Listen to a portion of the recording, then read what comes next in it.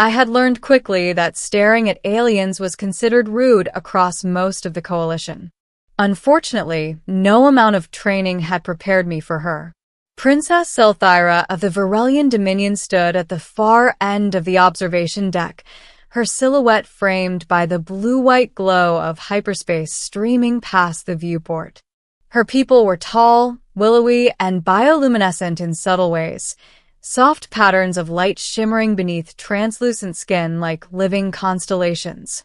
Her four eyes, arranged in a gentle arc across her face, reflected the stars as if they were old friends. And I was staring, not in the way soldiers stare at threats, or diplomats at political liabilities, but in the way a man stares when his brain has fully disconnected from common sense. She turned. All four eyes locked onto me. My heart slammed into my ribs, so hard, I thought my implants might register it as trauma. "Human," she said calmly, her voice carrying that melodic resonance unique to her species. "You have been observing me for exactly 23 seconds. Around us, the bridge of the ICS Resolute hummed with quiet efficiency. Coalition officers, humans, Kelt, Renari pretended very hard not to exist. Sorry, Your Highness," I stammered. "I didn't mean to." She tilted her head, light patterns shifting along her temples. "Why?" Why? The simplest question in the universe. And somehow the most terrifying. I hadn't realized Varelians had adaptive luminescence like that. I lied. Badly. She studied me for a long moment. Then she smiled. Varelian smiles were rare. When they happened, it meant either great affection or impending disaster. "Lie detected," she said softly, "but acceptable. You may continue your observation later, Commander Hale. I am curious." Curious. That word followed me for the next 3 weeks like a gravity well. I was not supposed to be on this mission. The Resolute was a diplomatic escort vessel tasked with delivering Princess Selthyra safely through contested sectors to the Coalition Summit on Arx Prime. The Varelian Dominion had remained neutral for decades, and their potential alliance could tip the balance of a war humanity was slowly losing. I was a ground officer. Infantry.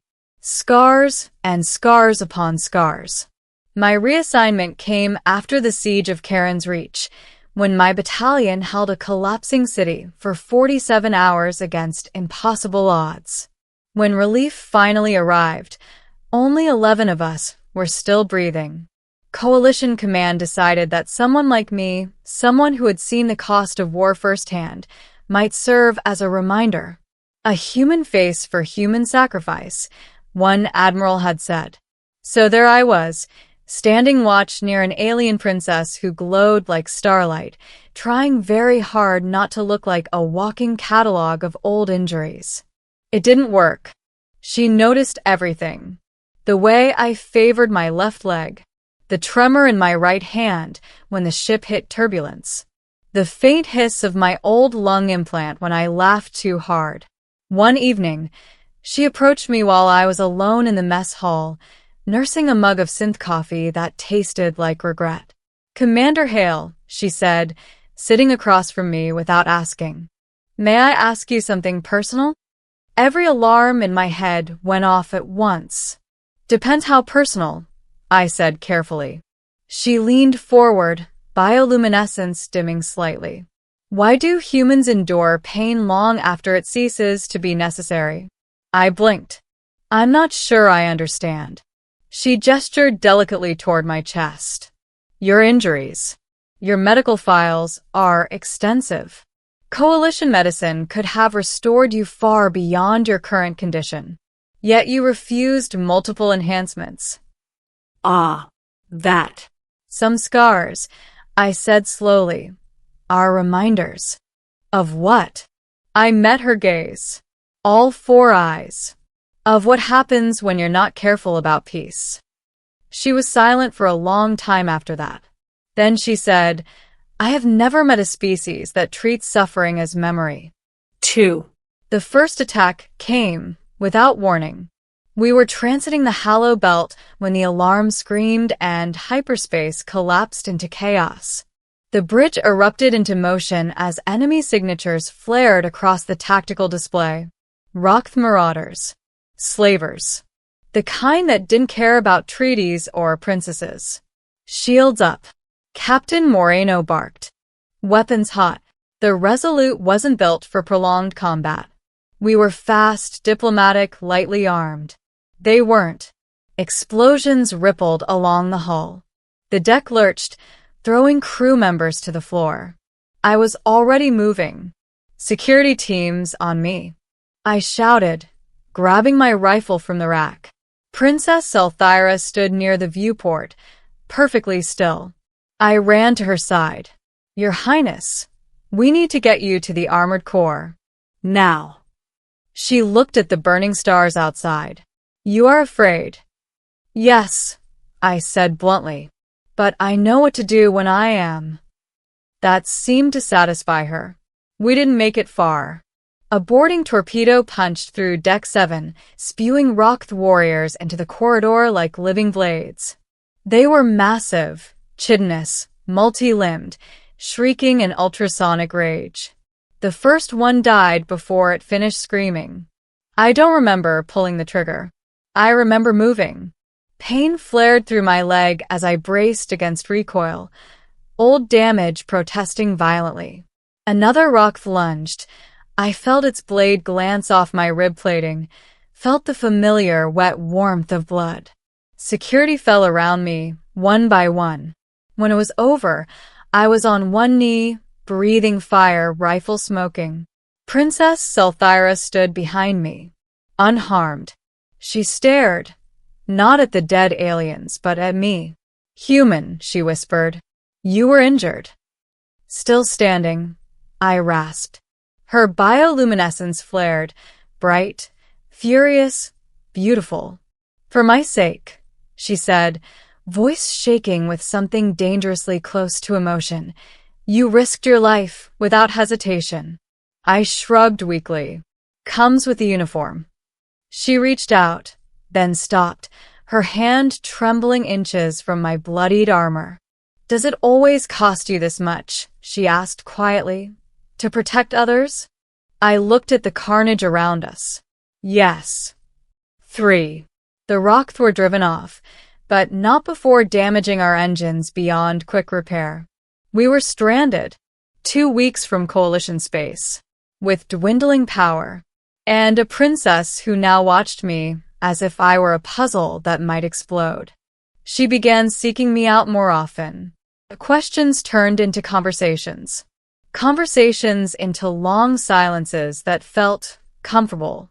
One night, while the ship drifted under emergency power, we sat together in the observation deck. Hyperspace was gone. Only real stars remained. She caught me staring again. This time, I didn't look away. Why do you look at me like that, Commander Hale? She asked softly. My heart tried to escape my chest. Because, I said, choosing honesty for once. You make me forget the war. Her glow dimmed to a gentle warmth. Then allow me one question more, she said. Anything. Her voice barely carried over the hum of the ship. If peace were possible, would your people believe it?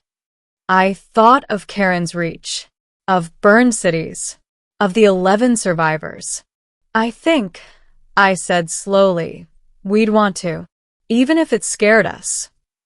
She smiled again. Then perhaps, she said, that is why I caught you staring. 4. Rescue came 3 days later. Coalition reinforcements arrived in force, scattering the remaining Rockth. As we approached Arx Prime, the ship buzzed with renewed energy. Diplomats rehearsed. Officers polished uniforms. Princess Selthyra prepared to step onto the galactic stage. Before disembarking, she found me one last time. Commander Hale, she said, when I asked you why you stared, I was not offended. I swallowed. I figured. She stepped closer than protocol allowed. I was hoping, she admitted, that you would continue. Then she placed a glowing Varelian insignia in my hand. A symbol of intent, she said. Between our peoples. And perhaps between us. My heart stopped. Then restarted. I'll take that as a yes, I said hoarsely. She laughed, a sound like starlight breaking. And for the first time since the war began, I believed peace wasn't just possible. It was watching me right back. The Coalition Summit on Arx Prime was unlike anything I had ever seen. Entire continents had been engineered into diplomatic grounds, tiered cities of glass and alloy rising from oceans held back by gravity anchors. Ships from hundreds of civilizations filled the sky like migrating constellations. Every species wore its power differently, some in towering armor, others in flowing robes, some in nothing at all. And at the center of it all walked Princess Selthyra of the Varelian Dominion. She did not glow brightly today. Her bioluminescence was restrained, deliberate, like a controlled flame. It was a statement. Varelians only dimmed themselves when preparing for something consequential. I followed several steps behind her, dressed in formal coalition black, my limp hidden but not gone. Cameras tracked her every movement. Eyes, so many eyes, watched her. I knew that feeling. Inside the Grand Convergence Hall, the air itself seemed tense. Representatives of the Coalition, the Dominion, and a dozen neutral powers sat in vast concentric rings. At the far end loomed the central dais. This was where wars paused. Sometimes. Princess Selthyra stepped forward. Her voice carried without amplification, resonating through the chamber. For generations, she began, the Varelian Dominion has observed this galaxy from a distance. We have catalogued your conflicts, your alliances, your failures, and your perseverance. A subtle shift rippled through the hall. She continued. We believed neutrality was wisdom, that to remain untouched by war was to rise above it. Her glow flickered faintly. We were wrong. Murmurs spread like static. She raised one hand, and every sound died. I traveled among the Coalition not as a ruler, but as an observer. I expected to see ambition, aggression, desperation. Her gaze swept the chamber. What I saw instead was cost. Her eyes found me. My heart clenched. I saw soldiers who carried their wars within them long after the battles ended. I saw a species that scars itself not for glory, but as a reminder of restraint. Silence pressed in from every side. The human commander Hale once told me that some scars exist, so peace is not taken lightly. Her bioluminescence brightened, brilliant, undeniable. The Varelian Dominion will no longer stand apart. The hall erupted. Gasps. Shouts. Translations overlapping in a dozen frequencies. She waited. We enter alliance with the Coalition, not as conquerors, not as saviors, but as witnesses. And we will lend our strength to ending this war. The Rock, she did not say. She didn't need to. 6. The weight of survival. After the summit, I stood alone on a balcony overlooking Arx Prime's twilight seas. My leg ached. My ribs burned. The adrenaline had long since faded. Victory always left room for pain. I heard soft footsteps behind me. You did not join the celebration, Princess Selthyra said. I don't celebrate things that aren't finished, I replied. She came to stand beside me, her glow reflecting off the water below. The alliance changes everything, she said. The Rock will retreat. Negotiations will begin. The war will end. Eventually, I said. Wars don't stop cleanly. She studied me. Is that why you still carry your scars? Partly. And the rest? I hesitated, then answered honestly. Because healing feels like forgetting, and forgetting feels like disrespect. She was quiet for a long time. Then she asked softly, "Does it hurt being what your people need?" I laughed once quietly. Yeah. She turned fully toward me. Her glow shifted, warmer now, more personal. "When I first caught you staring," she said, "I thought it was curiosity." I met her gaze. It wasn't, I said. "I know." A pause. "I realized later that you were grieving." That landed harder than any blade.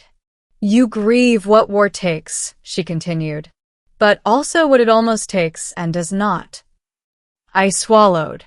"I don't know who I am without it," I admitted. She stepped closer. "Then allow me to ask the question that stopped your heart," she said gently. I nodded. "When the war ends, what will you do with the life that remains?" The galaxy held its breath. "I don't know," I said, "but I think I'd like to learn." She smiled, the full Varelian smile, radiant and unguarded. "Then," she said, "perhaps you should not do so alone." 7. Epilogue. Where we look next. 2 years later, the war was over. Not with a single treaty, but with dozens of small, stubborn pieces enforced by something new. Shared memory. Varelian observers stood alongside coalition forces, recording not just victories, but consequences. The rock dissolved into fragments, then into history. I left the military 6 months after the armistice. Couldn't do it anymore. Didn't need to. Now I stand on a quiet platform orbiting a neutral world, watching stars drift past at sublight speed. My leg still aches. My scars remain, but they don't weigh the same. Princess Selthyra stands beside me, her glow soft, familiar. "You're staring again," she says, amused. "Yeah," I admit. "Old habit." She tilts her head. "And why this time?" I think about it. About survival. About choice. About the fact that for the first time in my life, I am not waiting for the next alarm. Because, I say, this time I'm not afraid it'll end. Her light brightens. She takes my hand, and together we keep looking, not at what was lost, but at what comes next.